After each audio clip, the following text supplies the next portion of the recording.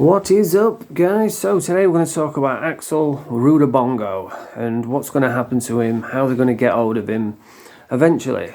At some point they're going to get him, maybe not today, maybe not tomorrow, but soon. And I'm just going to give my opinion on how I think it'll go down, how they'll get him, and based on my experiences spent in prison. I've spent half my life in jail, so it's an educated opinion, but it is just my opinion. It's not the right answer, because there's always someone, ooh, no, that's not right, or this is not right. It's entertainment, you know. It's just my opinion. Yeah, and that's what I'm going to talk about today. And before I start, I just want to say about every couple months I make a video talking about how I overcome suicide, depression and drug addiction and alcoholism. And there's always somebody in the comments whinging about it. Oh, you've already said this. Well, I'm going to keep saying it because that's where my true passion lies, with recovery, you know, with addiction. So that's, I need to get the story out there, and I always try to add little bits to it as well. So even if you have heard it before, there's still little things what you might not have heard. But that's where my true passion lies. So I'm going to continue to talk about it. In a couple of months I will make a video and share it again, because there's people out there that need to hear it. There's people out there that are struggling right now, and they might need a video like that. So that's why I do it. But anyway, a bit late to the party. Oh, Mickey Terrell got knocked out brutally in like the first 20 seconds. He got poked in the eye and then got knocked out.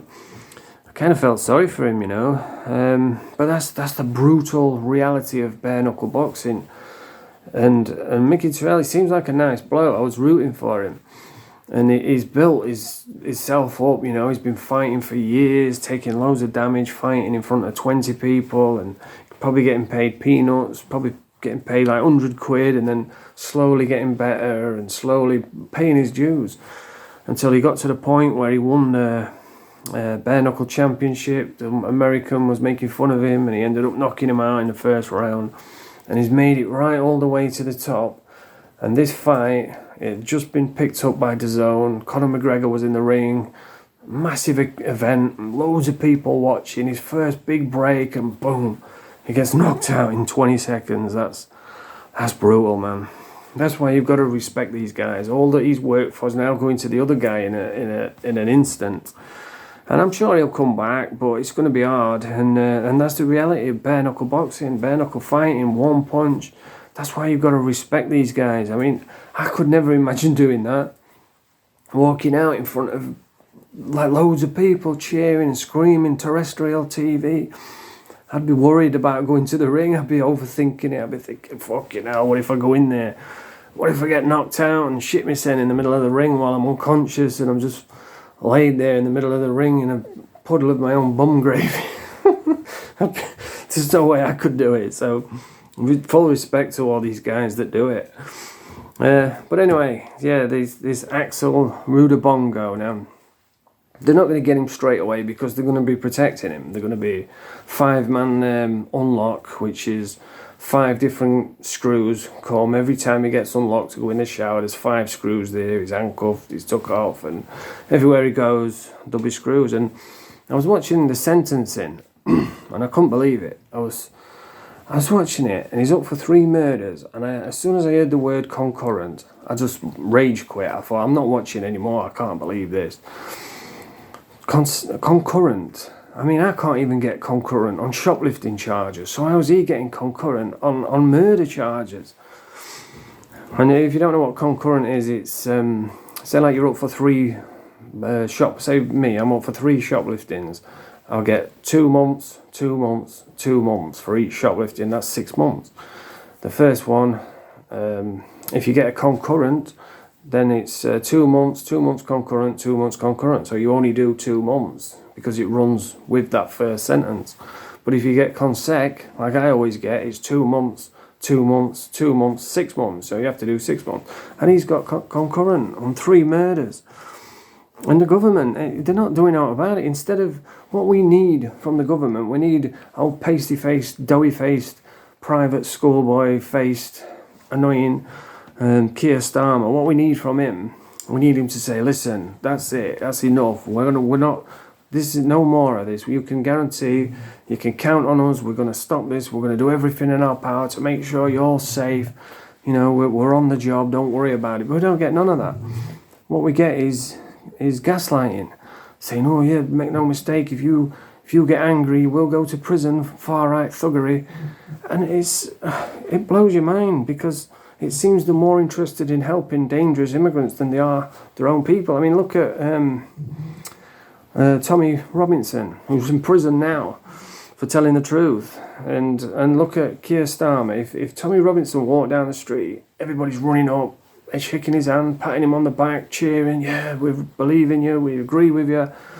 Even the secret ones, you know, that tell you to your face, "Oh yeah, I agree with everything he says," but then they go on Facebook and say, "Oh, racist thugs," you know, because they've got no balls. They don't admit that they support Tommy. I do. I believe in everything he does.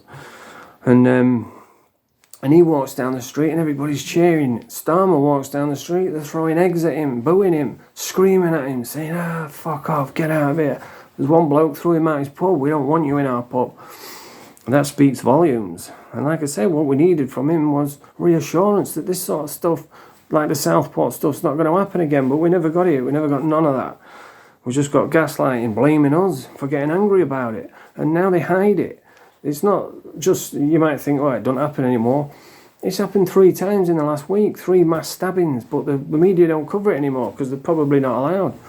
And all these knobheads like Piers Morgan, they're all hiding it, and they're all like, "Oh yeah, Tommy's a racist." It's fuck off, it winds me up. But anyway, this Rudabongo is in prison now, 52 years. I mean, for me, right, you get up for 3 murders, 3 girls, little girls like that, that's 3 consecutive life sentences. No chance of getting out, no chance of parole. You stick him in general population and let justice take its course. That's what it should do. No, concurrent. Oh yeah, he was only 15 or 16, whatever it was. Man, fuck that guy. But he's in prison now. Apparently he's in Belmarsh. I've never been there. And I think it is a tough prison from what I've seen online. Like I said, I've never been there. But I know when we was in Doncaster, which is what I'm going to talk about, because that's my local, I spent years in there.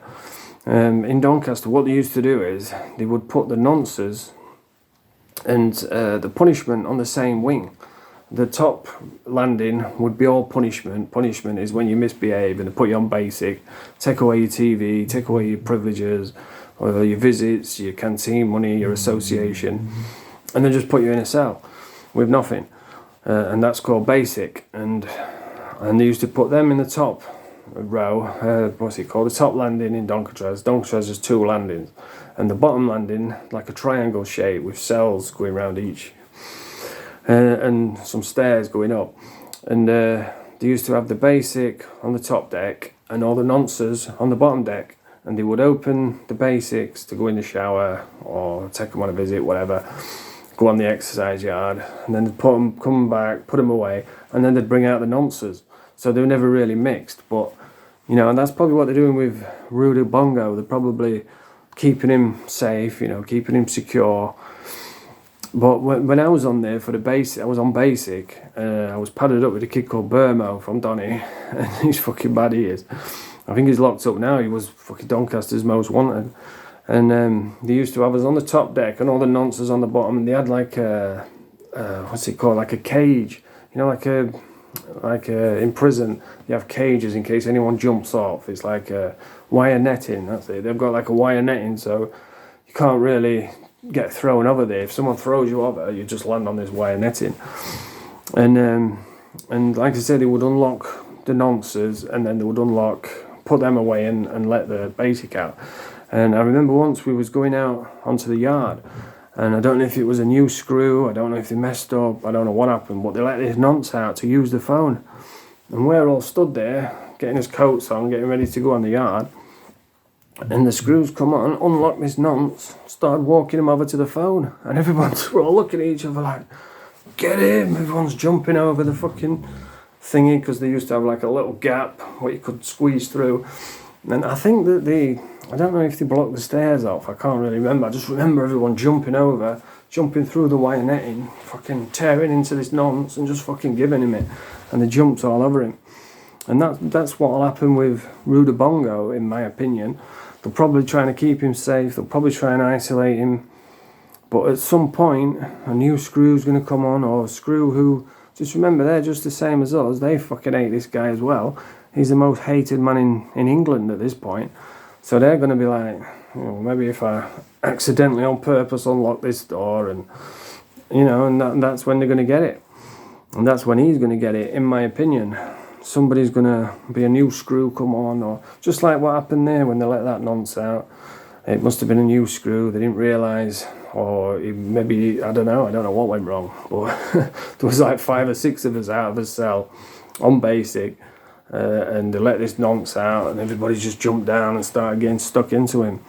And I reckon that's what's going to happen with him. At some point, someone's going to make a mistake, accidentally open a door, and he's going to get bum rushed. I don't think the Muslims will protect him, because then they're going to get, they're going to be on the shit list, aren't they? But yeah, I think at some point, I mean, just imagine this, like, there's, I don't know, Brett May, Danny Christie, Paul Venice, not Dekahegi, he'd probably be on wing with Rudabongo. But a load of real tough guys. They're all on the wing. Someone's on the phone. Venice is on the phone. Brett's playing pool. Danny Christie's playing cards with the bloated sheriff. Bloated sheriff stuffing his face as usual. And then this Akabongo comes on the wing with 5 screws. What do you think is going to happen? I'll tell you what'll happen. They're all just going to tear into him, smash. They'll probably do the screws in as well just to get to this guy. And at some point they're going to get him, because you get people in prison that actively, they don't care about screws. Like, for instance, Brett May, he's the type of guy who you'd say to him, he's a nonce him, and he would just steam into his cell and just absolutely blather him, and then ask questions later. It's not how I roll. I've made that mistake before. I remember when we jumped this kid, we went in the showers, we all went in the showers, beat him up, thrashed him for being a grass, and it turned out he wasn't a grass, and I fucking felt terrible. So I don't really get involved with that stuff now, but there's people in there that love it. They go actively searching for wrong-uns just so they can smash them in. They don't care if there's 4 screws there, so long as they can do some damage. And they'll worry about the consequences later, and I think that's what's going to happen.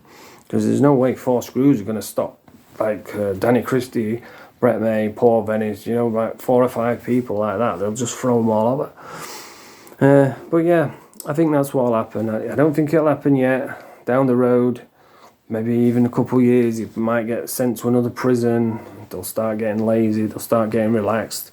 They'll start thinking, everybody's forgot about him now. Let's just, and then boom, they'll get him, because we don't forget. There's something like that is unforgivable. It's unforgettable. So there's going to be a point. There's going to be a time when he gets it, and that's my opinion. But anyway, if you like this video, press the thumbs up and subscribe to the channel. Fromage frais.